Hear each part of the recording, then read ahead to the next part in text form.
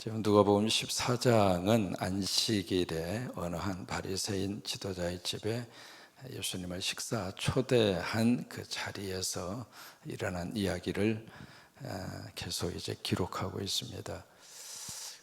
그 자리에서 이제 수종병 걸린 사람을 치유하는 사건이 일어났고, 두 번째는 거기 식사 자리에 초청한 사람들을 쭉 이렇게 둘러보신 다음에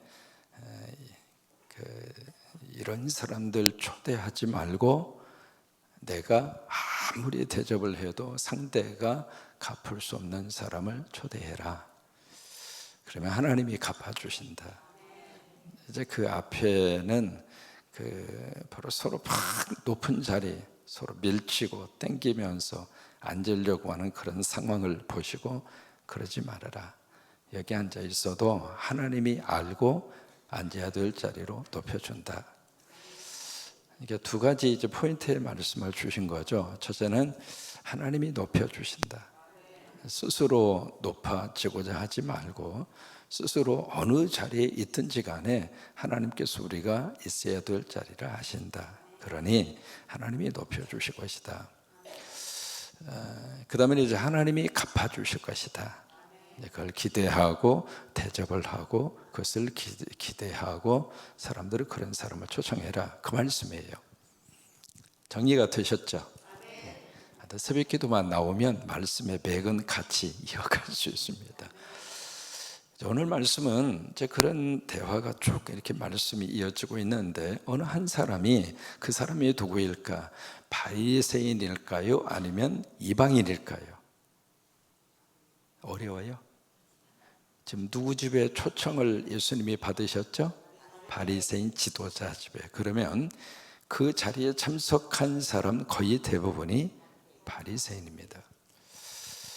그걸 이제 머리에 염두에 두죠. 그 사람이 예수님에게 뭐라고 이야기하시냐면, 주님, 하나님 나라에 이 떡이라고 그랬습니다만은 이 떡이라고 하는 말이 나올 때마다 우리는 꼭 호박떡을 생각합니다.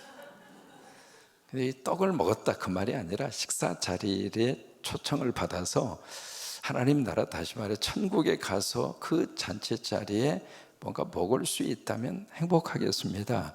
그 사람은 복이 있습니다. 그렇게 이야기하는 거예요. 그러면 지금 이 사람이 좋은 말을 했어요? 아니면 기분 상한 말을 했어요? 좋은 말을 한 겁니다. 모처럼 만에 제대로 말을 했습니다. 그러면 그 말을 딱 들었을 때 어떤 반응이 나와야 정상인가? 할렐루야, 그렇지, 천국에 잔치에 참여해서 식사의 자리에 초청받고 그 자리에서 먹을 수 있는 사람은 행복하지, 너 제대로 봤어, 그렇게 나와야 정상이에요. 그런데 예수님은 이 사람의 말에 대해서 가타부터 아무 말이 없어요. 전혀 거기에 대한 반응을 보이지 않으시고 다른 이야기로 이어갑니다. 여러분, 왜 그럴까요? 우리가 성경 읽으면서 이렇게 성경의 깊이 속에 들어가시려면 질문을 자꾸 던져야 합니다. 왜 그럴까? 왜 그렇게 나갈까? 라고 하는 질문이 던져져 가야, 그래야 이 말씀이, 여러분 알칙 잡숴보셨어요? 수칙은요?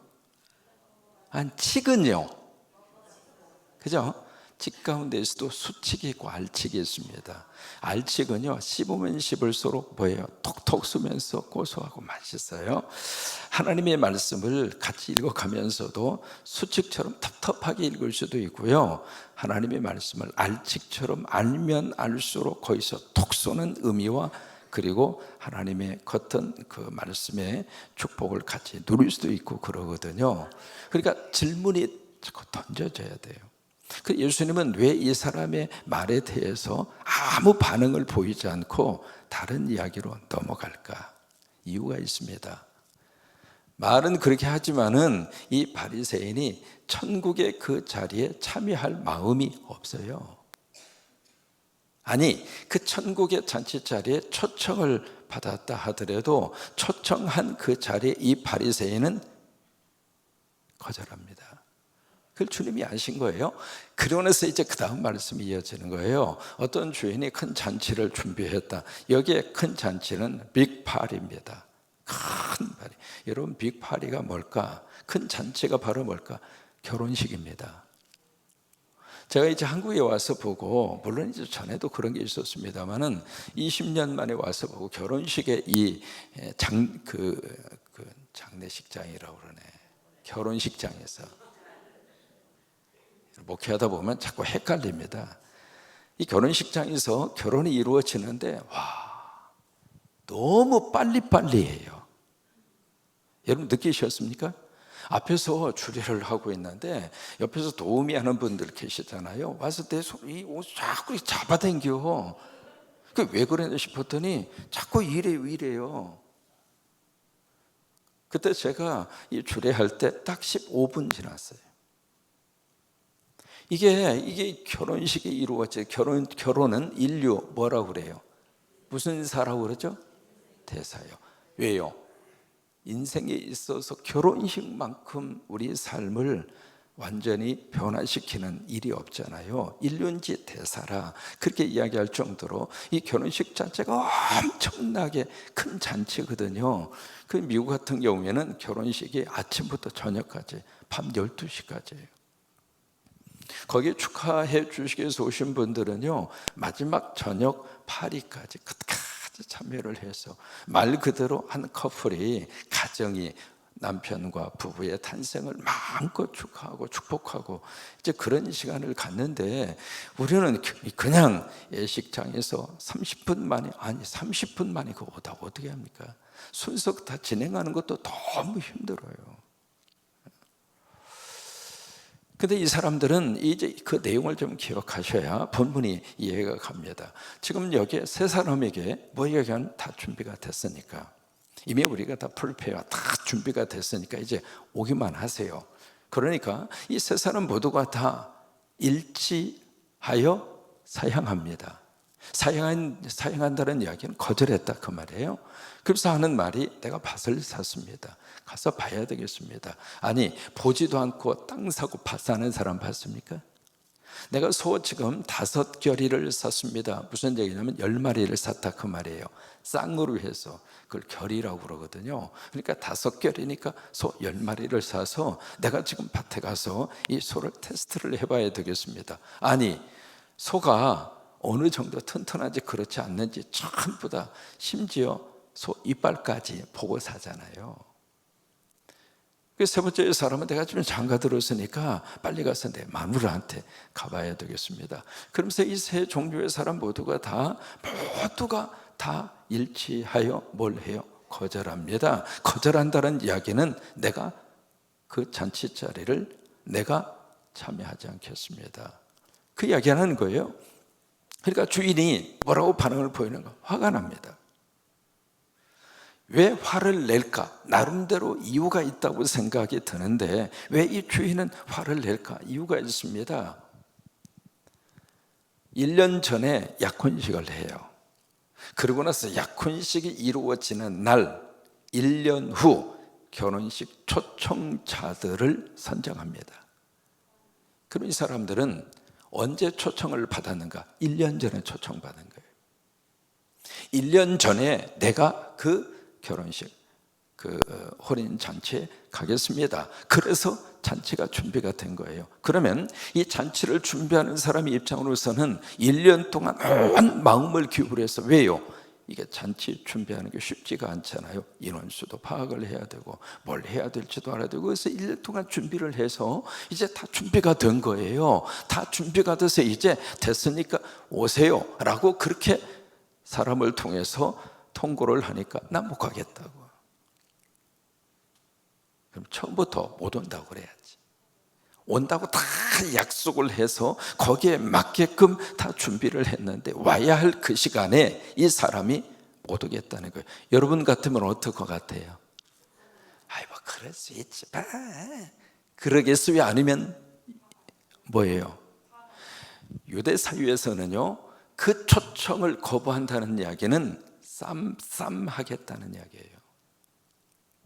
지금 그 상황입니다. 이해가 되세요? 그러니까 그 다음에 어떻게 하느냐, 그래 알았어. 그러면서 여기에 시내로 가서 거기에 네 사람이 나옵니다. 가난한 자, 저는 자, 몸이 불편한 자, 네 종류의 사람이 나오죠. 여러분, 그 네 종류의 사람이 그 앞에서 초청할 때 이런 사람 초청해 하고 나온 사람들입니다. 그 사람들을 초청을 해. 그래서 이제 그 사람들을 데려다가 잔치 자리를 자리를 했는데, 와서 보니까 뭐라고 이야기하느냐면 자리가 아직 남았네요, 그러는 거예요. 그러니까 세 번째로 어디로 보내는가? 길로, 그리고 산울가로. 여러분, 산울가가 어디냐면 국경선입니다. 국경선이 나라마다 국경선이 있잖아요. 그 국경선에 사람을 보내서 그 다음에 그 단어를 씁니다. 어떻게 하느냐면, 어떻게 해요? 잔치의 자리인데 이 자리에 지금 아직도 자리가 남았어요. 그러다 보니까 세 번째로, 그 다음에 여기에 그 길과 로드라고 하는 말이죠. 길과 그 다음에 산울가, 컨트리 라인이라고 그래가지고 보드 라인, 국경선이에요. 국경선에 사람을 보내서 그 사람을 어떻게 해요? 강권하여 내 집을 어떻게 해라? 채우라고 그래요. 그럼 여기 보면 이 잔치 자리에 몇 번 초대를 했는가? 몇 번 초대를 했죠? 3번입니다. 그죠? 이해가 되시죠? 3번. 첫째는 1년 전에 초청했던 사람 한번 초청했고, 그 사람 그 다음에 저는 자, 가난한 자, 신체가 불편한 자, 지적 장애가 있는 사람, 이제 그런 사람들입니다. 이게 지금 우리말이 옛날에 번역이 돼서 지금은 이 용어들이 다 바뀌어졌습니다. 성경도 시대를 따라서 다시 번역을 해야 돼요. 지금 눈먼 자 이런 표현 안 씁니다. 맹인 이런 표현 사회에서 안 쓰잖아요. 시각장애인, 지적장애인, 신체장애인 이런 식으로 표현을 하잖아요. 그러니까 성경도 거기 따라서 다시 이 개역 개정을 또 내야 돼요. 이제 그런 사람들을 데려오라는 이야기예요. 그러면 이 3번에 걸쳐서 초청이 이루어지는데, 첫 번째 그 초청받은 사람들은 누구일까? 누구일 것 같아요? 유자로 시작을 합니다. 유대인들입니다. 그 다음에 두 번째로 초청받은 사람들은 누구예요? 유대인 가운데서도 죄인으로 낙인 찍힌 사람들, 가난한 사람, 신체적으로 불구자들, 지적으로 불구자들, 그들은 유대인 사회에서도 가장 밑바닥에 살고 있는, 그래서 죄인으로 낙인 찍힌 사람들이에요. 그 사회에서 가장 소외된 사람들, 그 사회에 주류 사회에 절대로 끼지 못하는 변방에 살고 있는 사람들, 그 사람들이 두 번째 초청 대상이 된 거예요. 그러면 세 번째로 초청한 그 대상은 누구일까? 여기 길과 산울가 국경선에서 가서 강권해서 그 사람들을 데려와라, 그렇게 말씀을 하고 있는데, 여러분 그들은 누구일까요? 이자로 시작합니다. 이방인들입니다. 그러니까 3번 초청을 한 거예요. 그러니까 이게 첫 번째로 초청받은 이 사람들은 다 거절해요. 여러분 지금도 유대인들은 예수를 그리스도로 인정 안 합니다. 지금도 그래요. 그래서 유대 사회 속에 들어가서 보면요, 유대인 가운데 예수 믿는 그 사람들을 주 크리스찬이라고 이야기하는데 그 퍼센테이지가 아주 작아요. 유대 사회 속에 1%도 안 됩니다. 0.6%예요. 이게 다 거절한 거예요. 오늘 예수님 말씀하신 이 내용이 그대로 역사 속에서 지금도 그대로 일어나고 있습니다. 이제 그 다음에 이 사람들, 유대인들 사이에서도 가장 소외된 사람들, 그 사람들을 데려다가 그 자리를 채웁니다. 그래서 예수님의 주변에는 항상 세리, 죄인들, 그 사람들이 주님의 곁에 그렇게 많이 몰려드는 거예요. 그래도 이제 자리가 남으니까 이제는 이방인들에게, 그래서 강권하여 그 다음에 내 집을 채우라. 하나님 나라의 잔치 자리에 하나님께서 택함 받은 하나님의 자녀들이 그 잔치의 자리에 꽉 차기를 주님은 원하세요. 우리 성광교회도 마찬가지입니다. 여러분 옆에 빈자리, 이 새벽에 여러분 옆에 빈자리를 하나님이 채우시기를 원하세요. 설교하고 예배를 인도할 때에도 교인들이 꽉 차 있으면 좀 힘바람 나요. 피곤한 줄을 몰라요. 설교하면서도 그냥 신기한 걸 경험할 때가 있는데, 나름대로 이제 이만큼 준비를 했는데 교인들이 꽉 차면 준비한 거 그 이상으로 하나님 부어주시더라고요. 그 설교하면서도 이게 뭐예요 지금? 말씀의 역사가 이렇게도 가는구나. 이렇게 말씀을 하나님께서 풀어주실 때가 있어요. 이게 하나님의 집에 꽉 찰 때마다 하나님의 성령의 역사가 놀라운 은혜로 갑절로 임하는 역사들이 이루어질 수 있거든요. 그러니까 내 집을 채우라고 하는 거예요. 근데 우리가 전도하는데 이게 네 가지로 설명을 하고 있습니다. 어떻게 설명을 하고 있는가 보실까요? 23절입니다.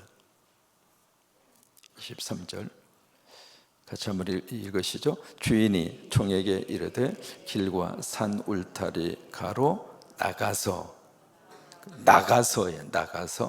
그 다음에 사람을 어떻게 하여? 강권하여. 왜 강권할까? 좋은 것은 억지로라도 시켜야 그 사람을 위해서 좋은 거예요. 오늘 아침 물 잡수고 오신 분들 이제는 좀 다 드시죠? 아직도 안 잡수시면 뭐 하겠다는 거예요. 여러분 아침에 꼭 일어나셔서 기지개 딱 켜시고 꼭 너무 시원한 물 말고 우리 체온에 맞는 물. 이게 그 에드워드라고 하는 이 대체의학의 세계적인 권위자예요. 에드워드라고 하는 사람이, 대체의학이라고 하는 게 병이 걸려서 고치고 그리고 이렇게 병원에 가서 의사를 통해서 치유하고, 그것도 참 필요합니다만은 이게 병 걸리기 전에 안 걸리게 하는 게 더 좋은 거지. 그죠? 안 걸리는 게 더 건강한 거지. 꼭 병이 걸려서 병원에 가서 의사의 말을 통해서, 의사의 진단을 통해서, 여러분 의사를 우리가 안 믿을 수는 없습니다만은 혹시 여기 의사 있어요? 안 믿을 수는 없습니다만은 100% 믿을 수도 없어요. 의사들 오진하는 경우도 많고요. 전부 다 의사 스스로가 가지고 있는 자기 경험의 지식을 가지고 판단하는 거잖아요. 근데 그 판단이 100% 진리예요? 우리가 착각 속에 빠져요. 병원에 가면 무조건 100% 맞다. 100%가 어디가 있습니까? 이번에 김태중 권사님이 이 케이스를 가만히 지켜보면서 고개를 갸우뚱거리는 거예요. 제가 듣기로 그분이 이제 작년 사순절부터 시작을 해서 병원에서 하라는 대로, 원래 김태중 권사, 이미애 권사님이 그러잖아요. 하라는 대로 그대로 한 거예요. 이만큼도 틀어지지 않게 먹으라는 대로 먹었고 하라는 대로 했고. 그래서 2주 전에 이제 다시 서울대 병원에서 오라고 다시 이제 약을, 신약이 개발이 됐으니까 신약만 투여가 되면 당신은 고쳐진다고. 근데 신약이 한 번 투여될 때마다 250만 원이에요. 250만 원짜리 주사예요. 목사님, 아무리 돈이 들어가도 해야 되겠습니다. 해야지. 그렇게 해서 이제 2번 맞은 거예요.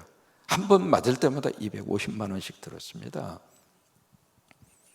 그러면 신약이 들어와서 일본에서 이제 테스트를 해서 그 주사가 너무 효과가 있으니까 이것만 맞으면 됩니다 해서 이제 2번 맞고, 그러고 나서 다시 올라오세요.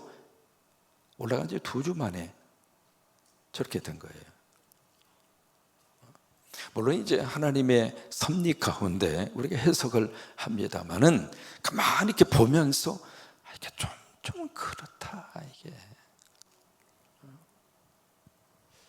우리가 믿을 것은 하나님밖에 없어요. 의사를 믿어요? 병원을 믿어요? 하나님 믿는 거예요. 하나님 믿고. 그러니까 우리 병 걸리면 무조건 병원에 가서 무조건 의사가 하라는 대로만 하면 이 병을 다 고침받고, 물론 병원에 가시면 의사가 하라는 대로 해야죠. 그런데 너무 맹신하지는 마시라 그 말이에요. 그래서 병 안 걸리는 게 최고로 건강한 거예요. 그게 뭐예요? 대체의학이라고 하는 그게 대체의학. 대체의학에서 주장하는 것 가운데 가장 필요한 게 공복의 물맛이라는 거예요. 공복의 물맛이라고. 좋은 것은 목사로서 여러분 앞에 강권해야지. 새벽에 제단에 오셔서 우리 같이 기도하시고, 새벽에 영성이 자리를 지켜가고, 새벽 기도만 쭉 하면 아무리 힘든 삶의 그런 환경과 삶의 문제를 만난다 할지라도 새벽 기도해서 다시 기도하고 일어서고 다시 또 위로받고 다시 말씀을 통해서 오늘 하루를 살고, 인생은 그렇게 사는 거예요. 뭐 대단한 것도 없어요. 그냥 오늘 살고, 그냥 또 내일 살고, 그 다음에 또 모레 살고. 오래 사세요. 빨리 가지 말고. 그러니까 좋은 것은 강권하는 거예요. 근데 강권하는 것 가운데 정말로 좋은 것이 뭐냐? 예수 믿는 거예요. 예수 믿는 것은 억지로라도 해서 예수 믿게 하면, 이번에 천국 가서 가장 고마워할 사람이 누구 있는가? 나 예수 믿어 천국 오게 한 사람. 그 사람이 최고로 고마운 거예요. 효도 가운데 최고의 효도가 뭘까? 마지막 임종 순간에 목사님 모셔다가 예수 영접해서 천국 가게 하는 거예요. 사랑하는 아들아, 나 천국 와보니까 정말 고맙다. 너 아니었으면 나 어떡할 뻔 알았어. 그러니까 좋은 것은 강권하는 거잖아요. 그죠? 우리가 주일 예배, 하나님 앞에 예배 드리는 게 복받고 좋은 거잖아요. 그래서 강권하는 거예요. 아이들이 잘 될 수만 있다면 부모님들은 강하게 권하잖아요. 그죠? 그런 거예요. 강권이에요. 강권. 강권하여 내 집을 채워라. 자, 그러면서 마지막에 그 말씀을 하세요. 24절에 내가 너희에게 말하노니, 너희가 누구일까? 이 말씀을 듣고 있는 유대인이고 바리새인들입니다. 그들에게 말합니다. 전에 청하였던 그 사람들은 하나도 내 잔치를 맛보지 못하리라 하였다 하시니라. 그러면 예수님이 오지 말라고 그랬어요? 본인 스스로가 거절한 거죠. 본인 스스로가. 그래서 한 가지 더, 강권해서 내 집에 오긴 왔어요. 왔는데 중요한 것은 뭐가 준비가 돼 있어요? 잔치가 준비가 돼 있다는 거예요. 먹을 만한 게 있었다고 하는 거예요. 아무리 강권해서 데리고 왔다 할지라도 상에 아무것도 없어. 먹을 게 없어. 그럼 그 사람이 와서 뭐라고 그럴 것 같아요? 배만 쫄쫄 배고픈 상태로 돌아가면 그 사람이 왔다가 뭐라고 그럴게? 신경질 내면서 다시는 내가 안 오겠다. 여러분, 여기에서 목회자들의 아주 중요한 사명이 있습니다. 교회학교부터 시작을 해서 우리 사역자들, 목회자들이 여기에 아주 포인트를 영적으로 먹거리가 있어야 되는구나. 와서 먹을 게 있어야 되는구나. 그냥 무조건 강권해서 데리고 오라고만 하지 말고, 강권해서 데리고 왔으면 온 그분들이 설교를 통하여 은혜 받고, 찬양을 통하여 은혜 받고, 기도를 통해서 은혜를 받고, 예배의 전체 분위기를 통해서 내가 오길 잘했구나. 오길 잘했구나. 그래요. 여러분, 이 새벽의 시간에 여러분들이 이 주무셔야 될 시간에 그냥 와서 새벽 제단에 쌓아주는 여러분들 생각할 때마다 제가 말씀 준비하면서, 그렇지, 새벽에 오시는 분들마다 먹거리가 있어야지. 은혜 받고 가야지. 말씀을 풍성히 먹고 가야지. 저는 그 생각을 하고 설교 준비를 해요. 그래요. 여러분, 하나님의 은혜 가운데 이 새벽의 차단을 지켜야 하는 여러분에게 하나님의 복이 넘치기를 주의 이름으로 축원합니다.